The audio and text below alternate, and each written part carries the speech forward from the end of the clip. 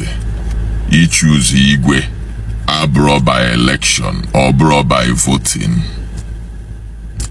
Anyị rapụrụ omenala mebe omenelu ihe na-ayasa.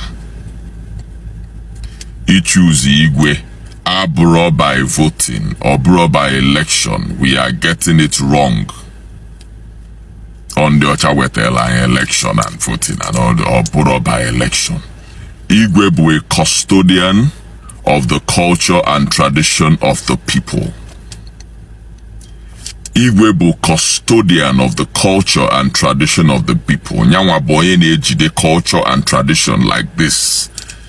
Nyanwa bụ last man standing. Ọ na-ejide culture and tradition otu a jisie ike. So the selection process of Igwe na ani Igbo, he select Igwe, it must pass through the culture and tradition of the people. Okay, so you choose Igwe. Or brought by election, or brought by voting. We are getting it wrong. Yabato Bodoji body sinani today. Alright. So biko ka anyị gee ntị, o nwere ihe nwanne anyị nwoke abụghị Edochie kwuru maka ntu esi ahọpụta onye ya bụ Igwe n'ala Igbo. Now, ụzọ esi ahọpụta onye ya bụ Igwe a ebute na ọgbaghara n'ọtụtụ villages na ọtụtụ towns ndị n'ala Igbo, because n'ụfọdụ si na ya eme election, ụfọdụ si mba na ọ bụrụ election na-eje na alụsị ka mara onye alụsị họpụta, ụfọdụ si mba na-eme village by village. So o butego ọtụtụ okwu n'ala Igbo. Nwanne anyị nwoke abụghị Edochie apụtago kịta wee kwuo sị gịnị na ada emere Igwe election na Igwe abụrụ by election. Na mma hapụ gị ka ị nene ma nụrụ ihe o kwuru, then drop ọrụ m na comment section ihe o kwuru ọ bụ eziokwu. Mana n'uche nke m, obele mma ọkwa obele ka mma. Ka nsi malụ esi ahọpụta Igwe bụ ọ nwere ụzọ dị iche iche esi ahọpụta onye ya bụ Igwe. O nwere ndị obodo na-eme one family ya ada abụ Igwe. O nwere family ọ na-ama ama n'obodo ahụ, family ahụ sọsọ fa ya ada abụ Igwe. Ntu o si do na UK, United Kingdom, ịma na one family na-abụ King from King Louis Charles ka King Louis Charles chechal King Hillary ba nwanne o ntu a ka o si aga n'ofu family ka King Hillary chechal King Elizabeth II nke anwụrụ anwụ afọ na-abụ gara aga chia ka ọ chechal kịta King Charles nke wee bai, King Charles nke asịcha kịta William Prince abai. So ọ kpofu family yọta so o nwekwara na obodo Igbo n'ala Igbo ebe esi ntu ahọpụta onye ya bụ Igwe sọsọ one family na-abụ Igwe. Na o nwekwara obodo ọzọ ndị na-ahọpụta village by village.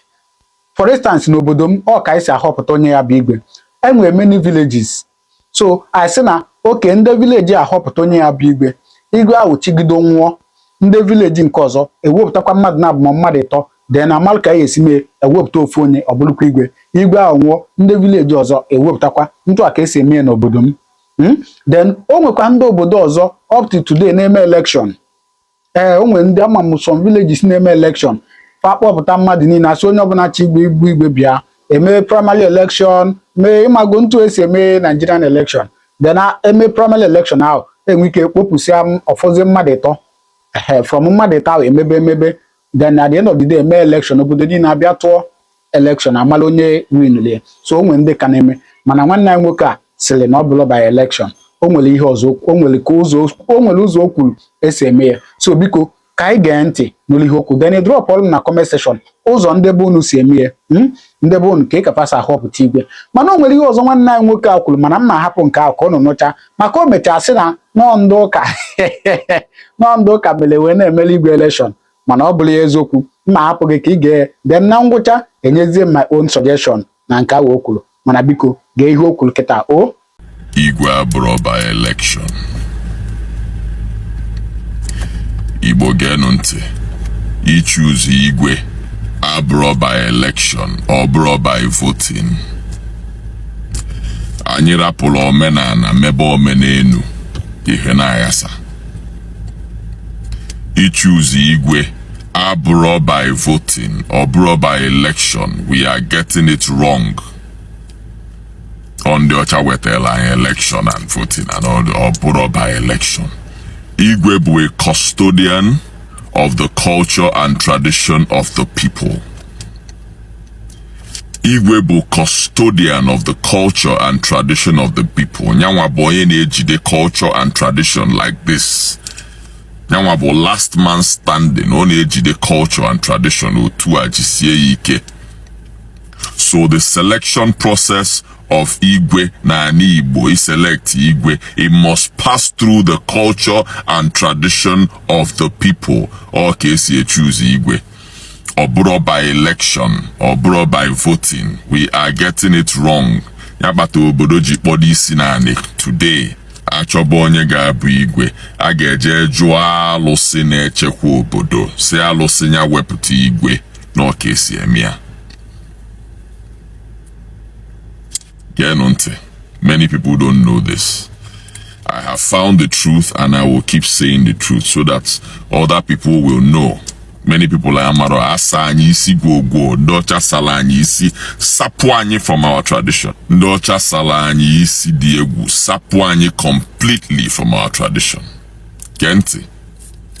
Many people na-eje ebute ọgwụ. Ha bute ọgwụ dọba, a na-akpụ ya alụsị. Ọ bụrụ ya bụ alụsị. Ọgwụ abụrụ alụsị, alụsị abụrụ ọgwụ.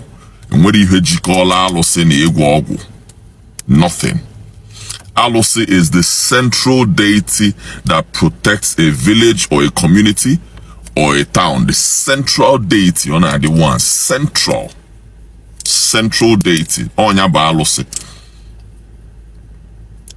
And those deities recognize the supremacy of God Almighty. Believe me.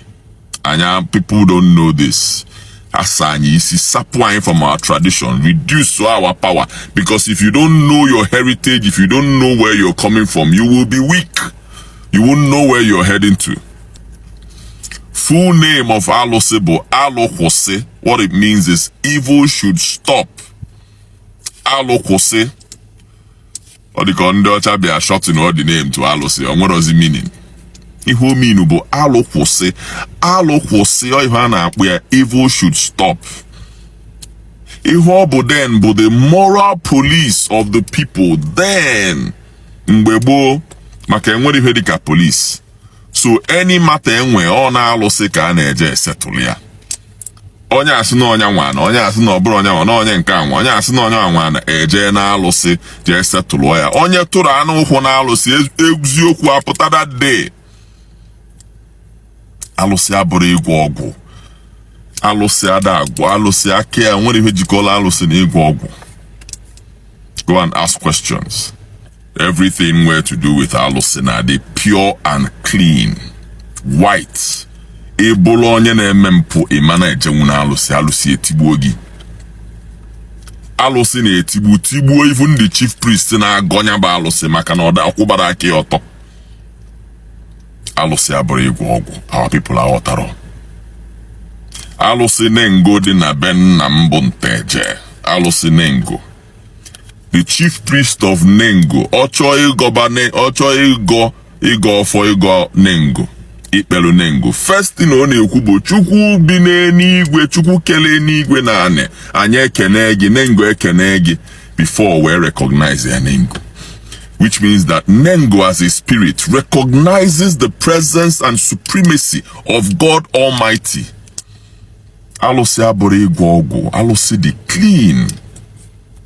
Everything gbasara alụsị bụ white. Akwa white. Ade were black. White. Anya amaro. Docha sa anyị isi. Say na ihe niile abụ ịgwọ ọgwụ. But no, bro. It's our tradition. It's our heritage. So because we abandoned it, na-eme ihe niile ndị ọcha wetara anyị na-eme ụka and all these things. Obodo na-aghasa. Asụrọkwa m na ụka adịrọ mma, ụka ma mma. But we must not leave our tradition and abandon it. And forget who we are. That's why we are ndị ojii, these are watery. Because when I marrow their roots, they abandon their roots. So ọ bụ na achọ ichoose igwe ọ bụrụ by election. Eje jụọ alụsị obodo, that central deity na-akwụba aka ọtọ. Jụọ ya kedu onye ga-abụ igwe. Ndị dibịa na-anọ n'alụsị agba afa. Ndị dibịa na-anọ n'alụsị, ọ bụrụkwa ndị dibịa Yahoo. Ọ bụrụkwa dibịa Yahoo. enwe ndị ezigbo dibịa enwe ndị ezigbo dibịa na-anọ n'alụsị ha ada etinye aka ha n'ihe ọjọọ because of the fear of alụsị etigbuo ha eje jụọ ndị dibịa nwa agba afa about 3 or 4 ya wee choose so that person alụsị ga-choose na ọnya ga-abụ igwe ọ ga-aṅụ iyi ọṅụọ iyi na alụsị na ikpe ọbụla ọ ga na-ekpe asị igwe na ọ ga-akwụba aka ọtọ if not alụsị etigbuo ya na ihe ọbụla ọ ga na-eme asị igwe na ọ ga na-akwụba aka ọtọ ọfụ eziokwu okwuo nke bụ asị alụsị etigbuo ya ọ ṅụọ iyi dị a na alụsị before wee bụrụ igwe so that alụsị ya echekwabịa alụsị ya a na-echekwa ya the spirits of our ancestors are na-echekwa ya you cannot attack him nwere ihe ị ga-eme nwe ọ bụrụ mmụọ bụ igwe ọ chọgodo ị na-eje ụka fine ọ nwere ọkwụsịrị ya ị na-eje ụka mana ọ ga na-eme omenala na-emesie ike and the beginning of omenala bụ that you must recognize the central deity that protects your village or your town or your community by alụsị. The name, like I said, alụkwụsị ka a na-akpụ ya alụkwụsị ka ọ na-aza mgbe gboo dịka ndị ọcha bịa change ya to alụsị o nwere ozi meaning a na-akpọzi ya alụsị o nwere ya ma the meaning alụkwụsị means evil should stop.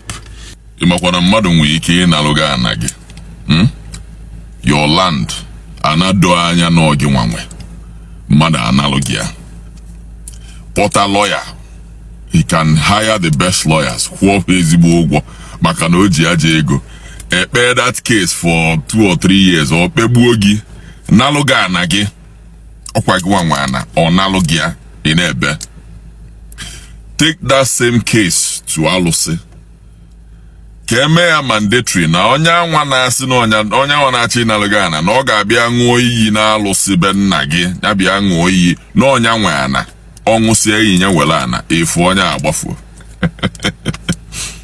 isi na the person ya bịa ṅụọ iyi na alụsị ọ gbafuo ọgba ọsọ the same person kpọta 50 lawyers kpee case melie si abịa ṅụọ iyi na onye nwe that land ọ gbafuo. That's tradition. That is culture and tradition. Onya bụ power alụsị. Nya ka onye ọcha na-esi anya sị m no evil. Onye ọcha bịa obodo be nna m sị m na ihe anyị na-eme bụ evil and just messed us up big time.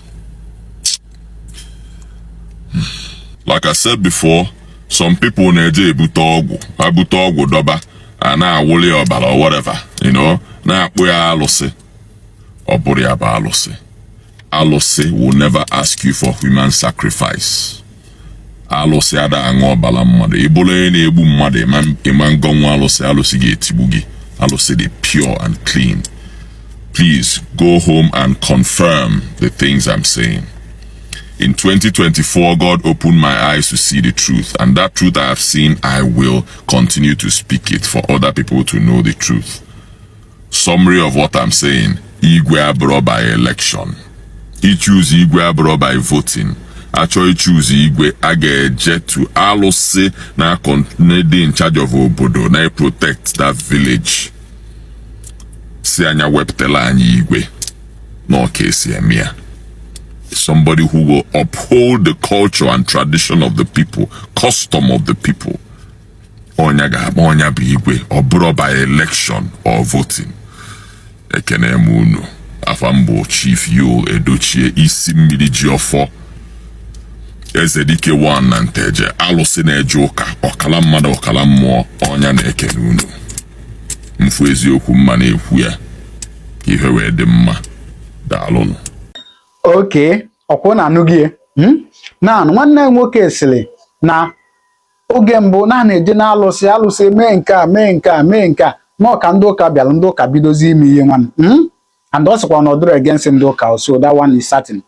Mana ajụjụ mmajụ ya bụ ịma na onwelu alụsị ya bụ before ọ họpụtalụgo onye ga-abụ igwe n'ihi egbulie mmadụ. Ọkwụnụ nwere idea onwelu alụsị bụ before họpụta onye ya bụ igwe anyị egbute sometimes asụgụde chọta virgin, sometimes asụgụde chọta onye bụ ejima egbute ofu egbuo before họpụta. So ọgụ akịta ya kpọpụta nwa gị ka egbuo ka alụsị wee chọpụta ka alụsị wee họpụta onye ya bụ igwe. ọkwa maka ndị ụka a na-ekwu o. So ihe niile a enidoro ka egbuolie mmadụ, onidoro ka egbu kama ya egbu mmadụ sef emezie nke bụ election nwan. So biko ihe a bụ ihe nsị ka ntụnye, so tụnyekwa nke gị na comment section ka anyị kpalịa na comment section. O daalụ, ka Chukwu gọzie gị.